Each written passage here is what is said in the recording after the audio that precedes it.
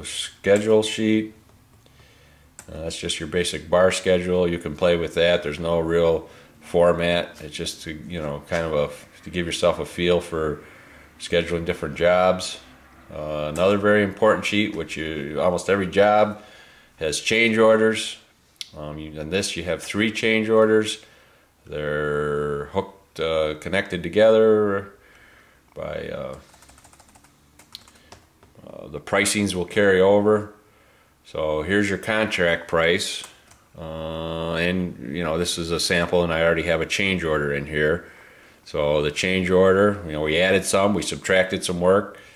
It'll automatically total down here, and then it'll add it to your proposal total, so you'll know what your contract amount is at all times.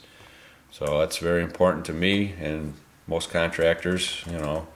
Anytime there's a change on a job, you want to make sure you get all the money you can out of it and make sure you keep track of it. So there's 3 sheets. When you print it, just print the first sheet, otherwise all 3 sheets will print. But you have 3 change orders. You can copy and paste another one down at the bottom there if you have 4 change orders. Job report, it's a sheet where guys, you print it, give it to the guys, they fill it out in the field and bring it back to the office, and you can use the information for hours, for materials used, for materials needed. So it keeps the information from the field into the office coming in. So next sheet is the time sheet. If you want to go through on a daily basis, enter each guy is here. You can do each day in and out.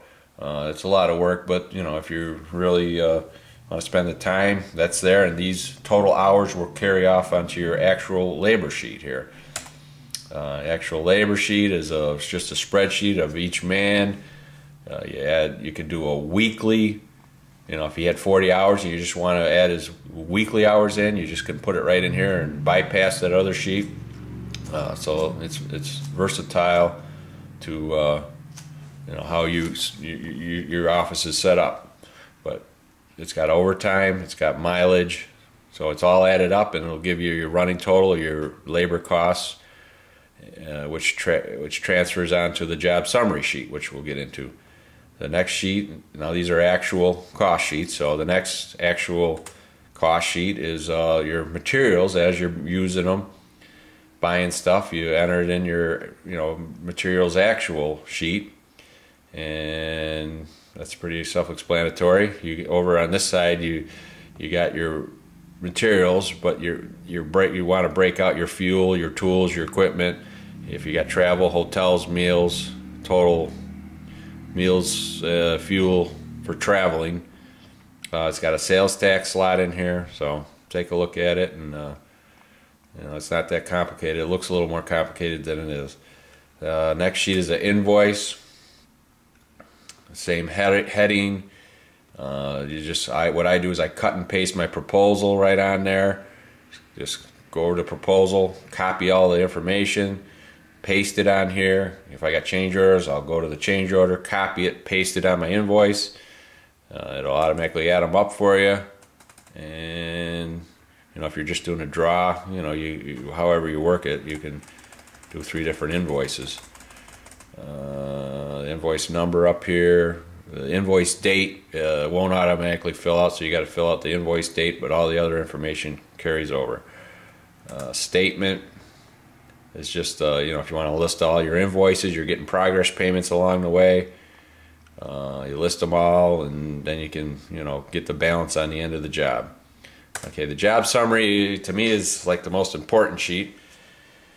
It spells out all your estimated costs from all those the estimated sheet we did, labor, the hours, how many hours you're figuring on the job, how much the labor is going to cost you, how much the materials are going to cost you, tools like lift rentals, travel, gas or whatever, how you break out your travel, and then subcontractors. Actual costs is as your job is progressing.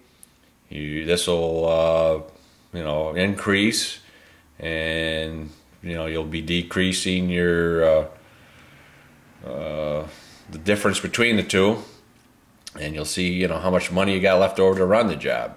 So this is a sample, and we're just starting the job pretty much. The estimated cost is $30,000. The actual cost is $8,000. Here's how much time we got left. At the top here, you got your contract amount with your change orders, your total contract amount, your gross profit at the time. Obviously all your costs deducted from your contract amount. Subtract your overhead, and then at the end you'll see what your percentage of profit is. So this is ongoing. You enter your data, and it's kind of fun to keep up with it to see how much money you're making, and how much money you're losing, but not with Speedy Estimating. So so then the last sheet here is a job summaries total.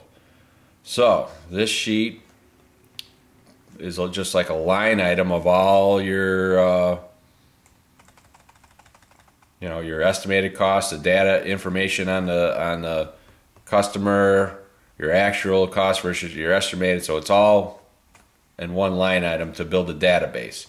So the other sheet, the job summary to date sheet, would be all your jobs for the year, and that's what you want to know. How much have I done, contracts amount, and the most important thing is how much is left over after I've paid all my bills, and what am I going to make off these jobs, and do I have enough to do my overhead, pay my overhead.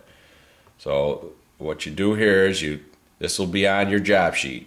You want to transfer this to your job summary sheet. So all you're doing is you're copying it, cutting it to the next available line on your job summary sheet, and then you're going to paste it there. So your database will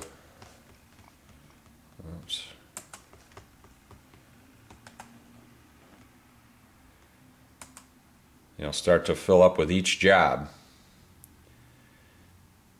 and your totals will go through the year. So you get a job going, you start it, here's what it'll look like. You start to get all your jobs lined up and your contract amounts. So that's basically it. I could go on forever, but it's hard. Once you get into it, you start feeling around. It's not that complicated. Each sheet, it's its own thing.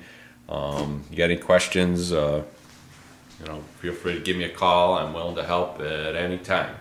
I'm trying to keep this short, so please use it. Give me a call. Any feedback, any comments, please forward them to me, because I really want to know what you think, what you like and dislike.